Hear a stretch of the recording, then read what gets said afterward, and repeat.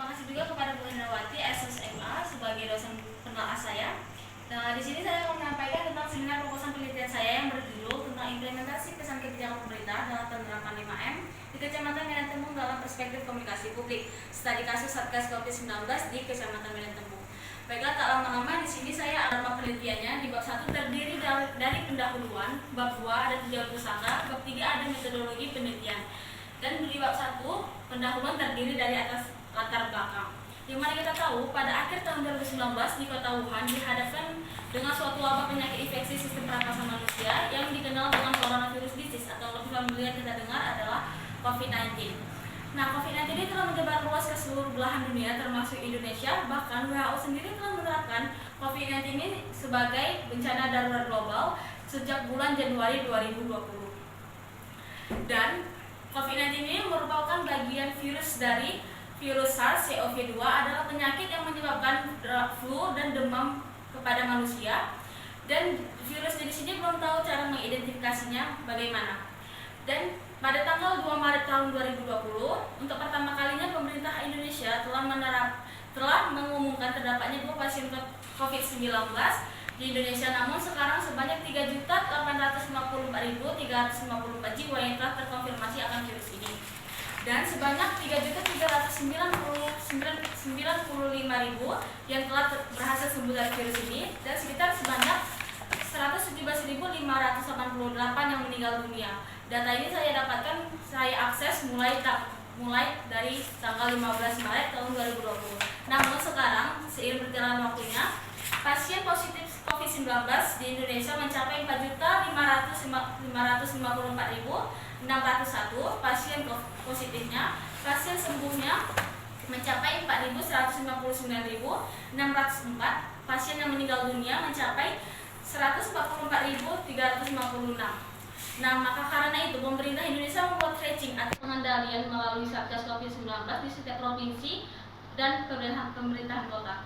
Khususnya di pemerintahan Kota Medan di Kecamatan Medan Tembungnya, mereka membuat tracing pengendalian dan mereka melakukan sosialisasi kepada masyarakat dan melakukan penyemprotan disinfektan kepada masyarakat guna untuk menambah wawasannya terhadap pentingnya menerapkan pola hidup sehat dalam menerapkan 5M, yaitu memakai masker, mencuci tangan dengan air mengalir, menjaga jarak, menghindari kerumunan, dan membatasi mobilitas. Dan di mana kita ketahui dilakukannya sosialisasi itu termasuk dengan komunikasi publik, yaitu adalah penyampaian pesan atau message berupa ide atau gagasan dan ajakan kepada banyak orang melalui beberapa sarana, bisa melalui dengan situs jejaring sosial, spanduk reklame, SMS, dan sosialisasi dan apapun media yang bisa mencakup oleh publik. Dan di sini juga terdapat beberapa rumusan masalah, yaitu masalah yang pertama, bagaimana kebijakan pemerintah Kecamatan Medan Tembung dalam menerapkan protokol kesehatan dengan 5M. Yang kedua, apa saja kendala-kendala implementasi yang dihadapi oleh pemerintah Satgas COVID-19 dalam pelaksanaan perencanaan 5M di Kecamatan Medan Tembung. Ada juga fokus penelitian saya berfokus dengan kebijakan pemerintah Kecamatan Medan Tembung dalam menerapkan 5M. Dan yang kedua, kendala-kendala implementasi pesan yang dihadapi oleh pihak Satgas COVID-19 dalam pelaksanaan 5M di Kecamatan Medan Tembung. Dan ada juga beberapa tujuan penelitian saya untuk mengetahui bagaimana kebijakan pemerintah dalam menerapkan 5M di Kecamatan Medan Tembung dalam perspektif komunikasi publik. Dan yang kedua, untuk mengetahui bagaimana kebijakan pemerintah dalam menerapkan 5M di Kecamatan Medan Tembung dalam perspektif komunikasi publik. Ada juga manfaat penelitian saya, yaitu secara teoritis, penelitian ini bertujuan untuk masyarakat luas menambah wawasannya dan mengembangkan ilmu komunikasinya terhadap penyampaian informasi dalam kebijakan publik. Ada juga manfaat praktisnya terdiri dari penelitian ini diharapkan untuk memberi pengetahuan dan informasi yang berguna bagi masyarakat. Ada pula di bab 2, penelitian tinjauan pusaka di penelitian terdahulu, menurut Siti Iza Arsalaka, dan dengan judul proposalnya, pengaruh persuasi protokol kesehatan terhadap perubahan perilaku mahasiswa Universitas Hasanuddin di era adaptasi kebiasaan baru. Persamaannya adalah meneliti suatu proses penerapan protokol kesehatannya, dan pembedanya peneliti lebih fokus kepada penyampaian pesan kebijakan pemerintah penerapan 5M di Kecamatan Medan Tembung, yaitu Amelia Rosiadi dan teman-temannya dengan judul mereka yaitu strategi KPID di Jawa Timur dalam pencegahan virus corona. Persamaannya, mereka lebih fokus dalam penerapan pencegahan virus COVID-19. Ada pula pembedanya, fokus kepada pesan penerapan 5M. Yang ketiga, ada Zian Afriyanti Nafila dan teman-temannya dalam judul skripsi mereka langkah taktis pencegahan COVID-19 di Desa Lowulu di Kecamatan Dukun Kabupaten Gresik. Persamaannya yaitu untuk mengetahui pencegahan COVID-19 dan perbedaannya, penelitian lebih berfokus pada pesan kebijakannya. Dan di mana kita tahu adalah pesan merupakan bagian dari ilmu komunikasi. Arti pesan atau riset yaitu yang gunanya adalah suatu ide atau gagasan yang diukur dari lambang-lambang untuk disebarkan. Ada pula di bab 2 landasan teoritisnya. Saya di sini memakai landasan teoritis komunikasi 5 adalah penelitian. Penelitian adalah untuk mengetahui masalah yang dihadapi oleh pemerintahnya. Misalkan terdapatnya masalah adanya virus atau penyakit yang menyerang beberapa kelompok masyarakat dan menurunnya hasil perekonomian mereka dan ketidakpercayaan masyarakat itu kepada publik. Ada juga perencanaannya. Perencanaan ini tindakan yang diawali oleh peneliti dengan strategi komunikasinya menggunakan beberapa sarana berupa sumber, sasaran, media, dan efeknya. Ada pula dengan pelaksanaan. Pelaksanaan ini siapa saja yang melaksanakan kegiatan ini, yang merupakan pihak Satgas Covid sendiri ini melalui dari media televisi, media radio, dan media massa. Ada pula pengukuran dan evaluasinya. Beberapa dari pihak Satgas Covid-19 ini melakukan pengukuran evaluasinya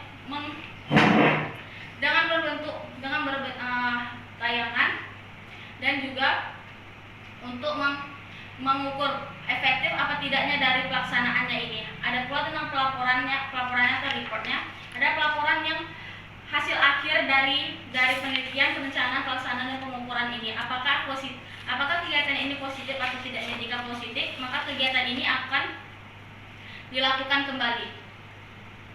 Yang dimana kita tahu ada pula konsep komunikasi publiknya. Konsep komunikasi publik ini bisa dijabarkan adalah ilmu pertukaran pesan dari sejumlah organisasi dengan organisasi lainnya dengan bertatap muka ataupun melalui medianya. Komunikasi publik ini merupakan suatu metode menyampaikan pesan yang berupa informasi, gagasan, atau ajakan. Publik ini bisa dikatakan dengan urusan publik atau public affair ataupun dengan humas ataupun public relation. Yang bisa melalui dengan media massa, bisa pula melalui orasi, sosialisasi, SMS, dan spanduk ataupun sarana yang mencakup publik. Ada pula Satgas Covid-19 di Kecamatan Melentembung. Salah satu upaya dalam memutus mata rantai penyebaran Covid-19, Kecamatan Melentembung membentuk pihak Satgas Covid berdasarkan nomor 2020 tahun 2020 pada peraturan wali kota nomor 11 tahun 2020. Diterapkannya pihak Satgas Covid-19 di Kecamatan Melentembung guna untuk meminimalisir angka kasus di Kecamatan Melentembung. Ada pula protokol kesehatannya.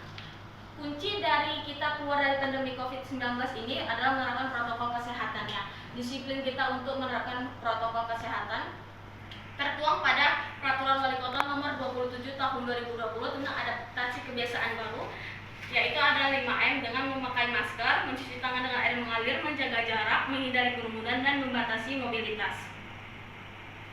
Maka kerangka pemikiran saya jatuh kepada pemerintah. Pemerintah membuat kebijakan ini akan membuat tentang COVID-19-nya melalui media apa, jatuhnya kepada masyarakat dengan menerapkan protokol kesehatan yaitu 5M. Adapun juga metode penelitian saya, lokasi penelitian saya itu berada di kantor camat Kecamatan Melentembung, di Dinas Kesehatan Kota Medan, Puskesmas membantu Tembung Kota. Ada juga pendekatan yang saya buat, saya menggunakan metode kualitatif dan sumber data saya mengambil data primer dan data sekunder. Ada pula teknik pengumpulan data saya, yaitu ada wawancara, observasi, dan studi dokumentasi. Di wawancara ini saya ingin mewawancara pihak yang lebih paham dan pihak yang terkait akan kasus ini, dan observasi saya akan turun langsung ke lapangan untuk melakukan penerapan 5M ini kepada masyarakat, dan studi dokumentasi saya sebagai bukti memperkuat akan hal saya melakukan wawancara dan observasi ini. Begitu juga dengan ada beberapa dokumentasi yang saya terapkan di sini. Yang pertama, saya ikut tentang sosialisasi COVID-19 di Dinas Kota Medan. Yang kedua, saya melakukan wawancara kepada pihak jubir Satgas Covid-nya. Yang ketiga, tentang membagi-bagi masker kepada pengendara yang tidak memakai masker. Sekian. Terima kasih atas waktunya, Ibu, Bapak. Oke, silakan. Kebijakan pemerintah. Pesan kebijakan pemerintah. Isi apa nih? Isi Kalau kebijakan. kontennya yang kamu analisis dalam penerapan 5M, isinya ya. Kalau judul ini masih rancu, 1. Implementasi pesan protokol kesehatan yang 5M, maka itu yang dianalisis adalah kebijakannya. Jadi beda ranah, beda ruang, beda cara menganalisisnya. Maka harus tentukan, karena kita bisa rubah ketika seminar. Ketika sudah sidang itu tidak mungkin dipermak, kan? Ini harus disepakati dulu. Apakah implementasi kebijakan tentang penerapan prokes itu yang pertama, atau analisis pesan kebijakan tentang 5M. Pesannya yang dianalisis, tapi bukan implementasi. Analisis kebijakan pesan 5M. Iya. Yang mana? Analisis pesan penerapan 5M. Analisis pesan penerapan 5M dari perspektif komunikasi publik. Komunikasi publik yang seperti apa? Saya belum tergambar. Oke, sebelum masuk ke situ, di sininya mungkin ini ada kesalahan. Di kopernya ini, kakak buatnya diajukan untuk melengkapi tugas-tugas dan memenuhi syarat guna memperoleh gelar sarjana ilmu komunikasi. Coba bandingkan dengan yang ini. Ya, tidak perlu, ini sudah kopernya sudah penuh dengan itu. Ininya juga masih salah, kakak harus rubah. Ya, siapa sebetulnya yang menjadi informan, dia harus diletakkan di sini. Kakak nggak ada informannya si A, si B, si C, nggak ada. Dia harus dibuatin nama, umur, kira-kira posisinya sebagai apa, kenapa layak jadi informan. Ini pengumpulan data halaman 29. Kenapa wawancara duluan? Terus pernah observasi, baru studi dokumenter. Ini buku siapa dipakai ini bahasanya? Menulis atau merevisi protokol skripsi saya dengan baik dan benar. Terima kasih juga kepada Pak Ali sebagai dosen pembimbing saya yang telah membimbing saya untuk membuat ini, dan walaupun ada beberapa revisian, saya akan lebih giat lagi Pak untuk merevisi ini Pak. Terima kasih Pak.